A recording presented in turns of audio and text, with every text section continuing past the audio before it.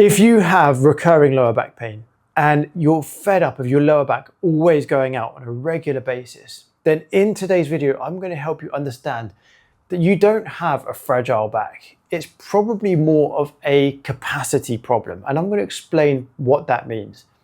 Now, about 10, 12 years ago, I damaged my back. I was squatting in the gym. It wasn't a particularly heavy weight for what I had previously been able to do. I was at the bottom of a rep, and as I was pushing back up, I felt a pop in my lower back. Straight away, I had to lie down and my back literally spasmed up, and I couldn't move for probably about half an hour. Of course, over the next few days or weeks, my back pain started to ease up and life started to resume, started going back to normal. I was able to walk around and do my normal things. And eventually it got to the point where there was no pain. I went back to the gym, I started training again. But of course, it came back. And it kept going through this cycle. The pain would get better, life would go back on as normal, something would happen, the back would spasm up, and this happened many times. And in the end, I got fed up of it and started creating my own rehab, but that's another story for another day. Now, I see this in my patients all the time. They come in, usually you come in to see me with pain. The pain starts to get better, they go home, they do the stretches that they need to do, and then as the pain starts to ease up completely, they start to forget about the pain. So which means that the strength training that they do, or were supposed to do, sort of gets brushed out the wayside, and they don't do those strengthening exercises anymore. And eventually that pain comes back and spasms up, and this whole cycle repeats. Maybe that's where you're at as well, and you're fed up of it and it's getting you down, and you're starting to believe that your back is fragile. But I don't want you to believe that, because in most cases with back problems, they can be resolved and they can be improved. And you're probably wondering why I've got these glasses of water in this jug here, and that's part of the explanation I'm going to give you. So what happens when you go through this cycle of pain? You start to rest, it gets better, and life carries on. But we, and I include myself in this, we tend not to then strengthen it at the same time. So our back over time, our muscles progressively get weaker. And then it becomes easier and easier for the pain to come back. You know, I've got clients whose backs will go because they're leaning over the sink brushing their teeth. Or I had a client who tripped on a cardboard box that his daughter had left lying around on the floor, and his back went. People sneeze and their back goes. And it's not the one thing, it's not the tripping over the box or the leaning over the sink or the sneeze that's the problem. It's all of these things leading up to that point that's the problem. So let's talk about capacity. Now, when you have recurring lower back pain, there's a certain amount that your back can tolerate before it then spasms up. The more capacity you have to deal with all of life's stresses, the more you can throw at it, the harder it's going to be for the back to start going again. So let's say this is your capacity. This is your lower back capacity. This is what we want it to be, right? So here we have life's stresses.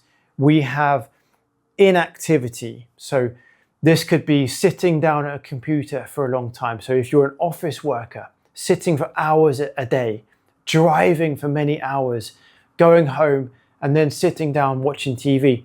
Inactivity is basically making the tissues, the tendons, the muscles weaker. So we're throwing that at the body. So the body can tolerate the inactivity. Then we may have, for example, going out into the garden and do gardening. Long duration exercise, things that you don't really consider as exercise. So gardening, housework, moving house, so you're moving boxes in and out. So it's very repetitive movements. So this is your repetitive low intensity exercise, and your back can tolerate it.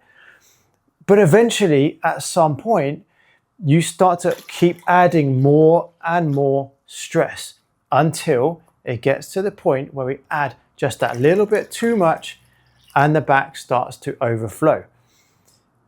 Now, You will then start to rest it. Now, of course, I realize that I need another glass to fill this up, but the point will still be clear. At the moment, this capacity here is able to tolerate these life stresses. But what happens is eventually this will go because you've done too much. When that goes, you start to rest it, and that capacity then decreases, and you end up with a capacity like this. So now, instead of your back being able to tolerate all of this, instead of 4 glasses worth of water, it can now tolerate just more than 2.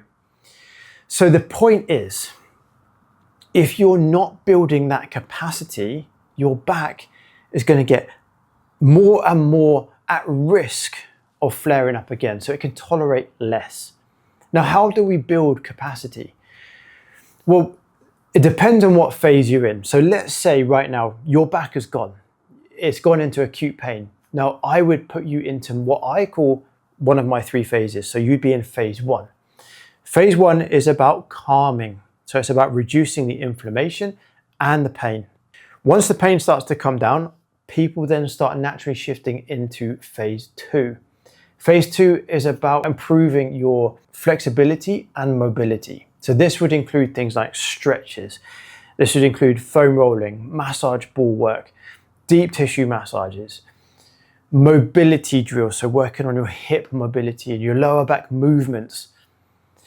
As the pain then starts coming down even lower to say a 4 out of 10, we then start going into the build phase, which is phase 3. And this is the most important phase of all. We have to build this capacity. So we're building strength and stability. Now, to do that, we're building not only the strength to be able to lift heavier and heavier loads, but we're also building the ability to tolerate longer durations. So we're talking about higher reps as well as higher loads. This is the most important phase by far of all of those 3 phases.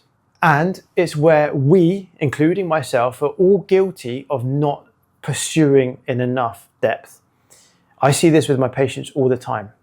The pain improves, they do some exercise, they do some rehab, the pain gets better, they start to forget about the pain, and then it gradually starts getting weaker again. So then life's stresses start coming back in, and eventually you're going to go back into the cycle. So if you're fed up of your back always going, you have to start building that capacity. We have to start building that strength and stability, building up the tolerance to load and duration. Now, when I say duration, it's not just duration of reps. So we're not talking about just long walks or long periods of exercise. It's also the tolerance to long periods of inactivity too. So that's sitting down on the sofa, the driving, the office work. If you want to learn more about how I deal with lower back pain, I've actually got a free lower back pain ebook that would really help to explain all of this that I've just gone through today. It's going to teach you everything you need to know about overcoming pain, improving your flexibility, and building the strength. If you want a copy, all you need to do is click on the link below or scan this QR code just here, enter your email address, and I'll send it straight over. So going forward from this video, I want you to start thinking about what can you do to build your capacity for your lower back.